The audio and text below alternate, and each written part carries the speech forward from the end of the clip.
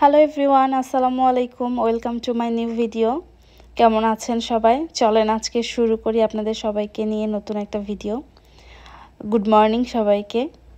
আজকে শুক্রবারের সকাল। শুক্রবারে একটু ব্যস্ততায় যাই, রান্নাবান্না থাকে, লন্ড্রি করা থাকে, তারপরে তো আবার মসজিদে যাওয়া থাকে।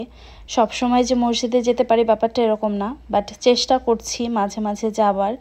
এখন যেহেতু স্কুল বন্ধ, আমার মেয়ে বাসায় আছে, ওকে নিয়ে মসজিদে যাওয়ার জন্য আজকে যাব ইনশাল্লাহ। এই তো আমি রান্নার জন্য সব কিছু রেডি করছি। আজকে দেশি খাবার দাবার হবে।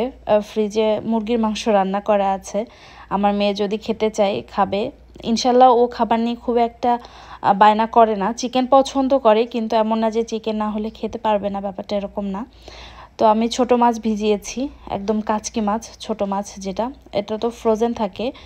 তো আমি দুইটা ভিজিয়ে ফেলেছি, যে দুইটা রান্না করব। তারপরে শিমের বিচি ভিজিয়েছি, শিমের বিচিটা চিংড়ি মাছ দিয়ে রান্না করব। আমার হাজব্যান্ডের খুবই পছন্দের খাবার এটা, ছোট মাছও পছন্দ করে, বাট শিমের বিচি তারপরে কচুরলতি আমার হাজব্যান্ডের খুবই পছন্দ। তো প্রায়ই দেশি বাজার থেকে নিয়ে আসা হয় আর কি। তো এই তো আমি রান্নার জন্য সব কিছু রেডি করে নিয়েছি। আমি রান্নার আগে সব কিছু একটু রেডি করে নেই। আমি আসলে এত সেরা রাঁধুনি না, আমার একটু গুছিয়ে কাজ করতে ভালো লাগে। আমার সব কিছু ক্লিন গুছানো থাকলে আমার রান্না করতে খুব একটা বেশি সময় লাগে না। যেহেতু আমার বাচ্চাটাও ছোট, ওকেও মাঝে মাঝে যে দেখে আসতে হয়। আসলে শুধু রান্না না, আমি রান্নার পাশে মাল্টিপারপাস কাজ করি। বাসার কিছু গুছানোর থাকলে গুছানোর কাজ করি, তারপরে কিছু ধোয়াধাই করার লাগলে করতে হয়। তারপরে আমার বাচ্চাকে টাইম মতো ওর ফ্রুটস খাওয়ার টাইম থাকে, তারপরে ওকে যদি স্ন্যাক্স দেওয়ার থাকে সেগুলো দিতে হয়। তো যাই হোক, আমি রেসিপি শেয়ার করছি না, এটা খুবই নর্মাল রান্না, আমাদের দেশি রান্না। আর ইগনোর মাই আমার হাতের পোড়া দাগটা। আমার একটা বদ অভ্যাস আছে, মানে আমি চুলায় রান্না বসিয়ে দিয়েই চুলাটা ক্লিন করতে লেগে পড়ি, যার কারণে দেখা যায় ফ্রাই প্যানের ছ্যাঁকা লেগে আমার হাত প্রায় পুড়ে যায়। আমার এই বদ অভ্যাস যাবে না। মানে আমার চুলায়, আর সাদা চুলা তো, একটু হলুদের ছিটাফোঁটা পড়লে আমার কেমন ইরিটেটেড লাগে, যার কারণে সব সময় আমার হাতে পোড়ার দাগ থাকে। এটা আর আসলে এতদিনে হবে না আমার, আর এটা শুধরাবে না আর কি, অনেক আগে থেকেই। তো কাচকি মাছটা আমি মেখে তারপরে বসিয়ে দিব আর কি, আমি এরকমই সবসময় করি। আর শিমের বিচিটা চিংড়ি দিয়ে একটু ঝোল ঝোল করবো, আর এই ছোটো মাছটা একদম চচ্চড়ি করে ফেলবো। ওইদিকে আমি আবার লন্ড্রিতে, মানে আমার হাজব্যান্ড অফিসে যাওয়ার আগে দিয়ে গিয়েছে, আমি ড্রায়ারে দিব, ড্রায়ার থেকে আবার নিয়েও আসতে হবে। আমরা লন্ড্রি আমাদের গ্রাউন্ড ফ্লোরে আর কি, আমি তো ফার্স্ট ফ্লোরে থাকি, এটা গ্রাউন্ড ফ্লোরে যে দিয়ে আসতে হয়, এটা একটা ঝামেলা, মানে ফ্ল্যাটের ভেতরে নেই আমাদের। যাই হোক, তারপরে আমি আর একটা চুলাতে ওই যে শিমের বিচিও বসিয়ে দিব ভাবছি। পেঁয়াজ টিয়াজ তেল দিয়ে দিয়েছি, ওইটা মাখিয়ে বসিয়ে দিয়েছি। একদিকে বললাম যে মাল্টিপারপাস কাজ করতে হয়, কিছু করার নাই।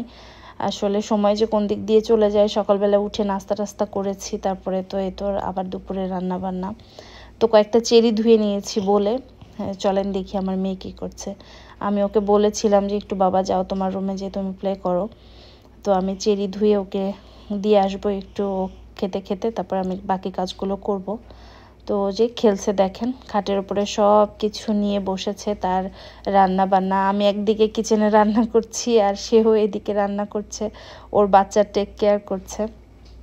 আলহামদুলিল্লাহ, ডিভাইস থেকে এগুলো ঘর মেস হয়ে যায় ঠিকই, আমার ক্লিন করতে কষ্ট হয়, কিন্তু মানে এগুলো আমার কাছে মনে হয় যে এই কষ্টের বিনিময়ে যদি টিভি ফোন এগুলো থেকে দূরে থাকে, আলহামদুলিল্লাহ এটাই ভালো। আমি চেষ্টা করি, আমার একটু কষ্ট হয়ে যায়, তো এটা কোনো ব্যাপার না আসলে। বাচ্চারা থাকলে ঘর মেস হবে, এটা খুবই স্বাভাবিক। আমি দেখা যায় যে ঘুমানোর আগে সব কিছু ক্লিন করে তারপরে ঘুমিয়ে যাই, পরের দিনে সকালবেলা উঠেও আবার এগেন সব মেস করে, বাট ইটস ওকে।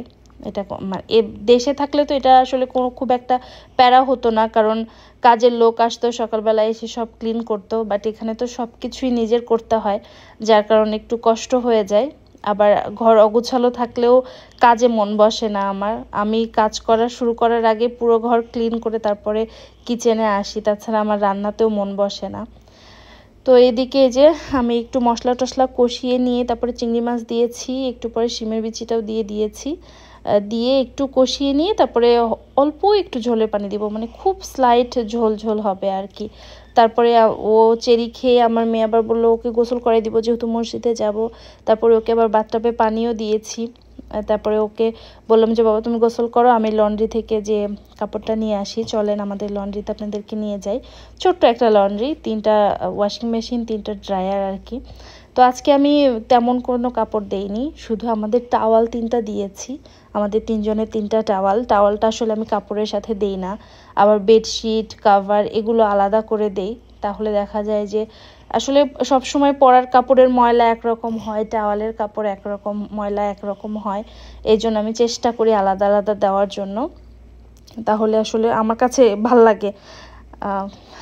মানে মনে হয় যে একটার ময়লা আর একটার কাছে যাচ্ছে না। এ তো আমি নিয়ে নিয়েছি, হাতে কিছু নিয়ে আসিনি, আমাদের লন্ড্রি যে ব্যাগটা সেটা নিয়ে আসিনি, যেহেতু 3টা মাত্র টাওয়াল। তো রেখে পরে দেখলাম যে আমার কাচকি মাছটা হয়ে গিয়েছে। আমি সব শেষে একটু সরিষার তেল ওপর দিয়ে দিয়েছি, আমি পুরোটাই সরিষার তেল দিয়ে রান্না করেছি, বাট হওয়ার পরে যে সরিষার তেলটা দেওয়া হয় না, এটার স্মেলটা আমার খুব ভালো লাগে। আসলে এক একজনের টেস্ট বার এক এক রকম, হয়তো অনেকের ভালো লাগে না, বাট আমার ওই শেষে যে সরিষার তেলের একটা ঘ্রাণ আমার খুব ভালো লাগে। আমার রান্না হয়ে গিয়েছে, আমার মেয়েকে যে শাওয়ার দিয়ে ওকে রেডি করাই দিলাম মসজিদের জন্য, হিজাব পরিয়ে দিয়েছি, তারপরে একটু আতর দিয়ে দিলাম। মসজিদে যাওয়ার আগে আতর দিলে আমার খুবই ভালো লাগে। আমি নিজেও শাওয়ার করে নিয়েছি, কিচেন টিচেন পরিষ্কার করে ফেলেছি, আর ক্যামেরা অন করিনি এক কথায়। পরে আমিও একটু আতর দিয়ে নিলাম। আমার হাজব্যান্ড ব্রেকে চলে আসবে আর কি, ও 2 ঘন্টার ব্রেক নেয় ফ্রাইডে, আলহামদুলিল্লাহ ওর অফিস এটা অ্যালাউ করে।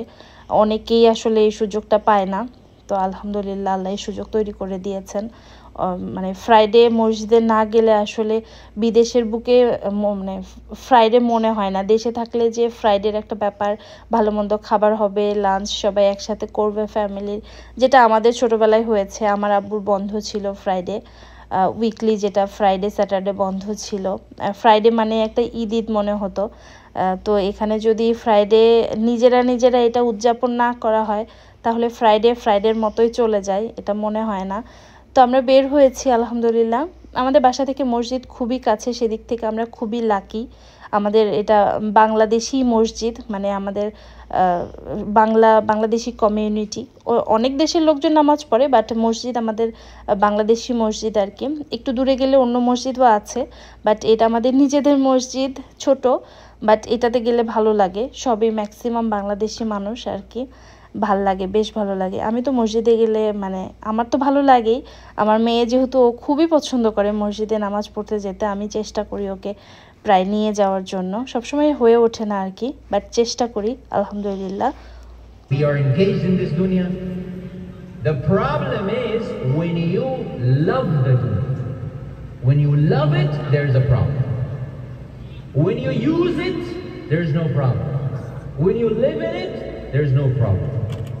الرسول عليه الصلاة والسلام قال كن في الدنيا كما أنت what? Like كما learn, study, do all the great things in this dunya, but do it in the way that Islam tells you. And remember, Allah, have taqwa of Allah subhanahu wa ta'ala, and in the way of our Rasul alayhi salatu wasalam. May Allah give us the tawfiq, the hidayah, to see this dunya as it should be seen, and to love. এই তো নামাজ শেষ করে বের হয়ে গেলাম বাইরে। ওই যেহেতু মেয়েদের সেকশন একটা, ছেলেদের ওখান থেকে অনেক লোকজন বের হচ্ছিল, এই জন্য একটু ওয়েট করে তারপরে বের হয়েছি ভিড় কমলে। আমার হাজব্যান্ড গাড়ি পার্কিং থেকে ওকে ফোন দিয়েছি, বললো যে রাস্তার অপোজিটে যেয়ে দাঁড়ানোর জন্য। তো এখানে একটা পেয়ারার মতো গাছ দেখে আমার মনে হয়েছে এগুলো পেয়ারা, পরে দেখি কাছে গিয়ে দেখলাম যে না, এটা পেয়ারা না, পেয়ারার পাতা তো এরকম হয় না, বাট ফলটা দেখতে হুবহু পেয়ারার মতো। তো আমার মেয়ে খুবই উৎসুক জনতার মতো দেখছিল যে এটা পেয়ারা কিনা, ওই আমাকে বলেছে প্রথমে যে এটা মনে হয় পেয়ারা, পরে কাছে গিয়ে দেখলাম যে না, পেয়ারা না। তো আলহামদুলিল্লাহ আমাদের শুক্রবারটা এরকমই যায় বিদেশে। কে কোথায় থেকে ভিডিওটি দেখছেন অবশ্যই জানাবেন, আর আপনাদের ফ্রাইডে কি করেন, কি রান্না বান্না করেন, কিভাবে কাটান, আমাকে জানাতে অবশ্যই ভুলবেন না। আর আমার চ্যানেলটা অবশ্যই সাবস্ক্রাইব করবেন। ভিডিওটি কেমন লাগছে জানাবেন, কি ধরনের ভিডিও দেখতে চান সেটাও জানাবেন, আমি চেষ্টা করব সেই রকম ভিডিও দেওয়ার জন্য। আর আপনাদের সবার জন্য অনেক অনেক দোয়া। সবাইকে জুমা মোবারক। আমাদের জন্য অবশ্যই দোয়া করবেন, আমার মেয়ের জন্য দোয়া করবেন, আর সবাই ভালো থাকবেন। ভিডিওটি দেখার জন্য ধন্যবাদ।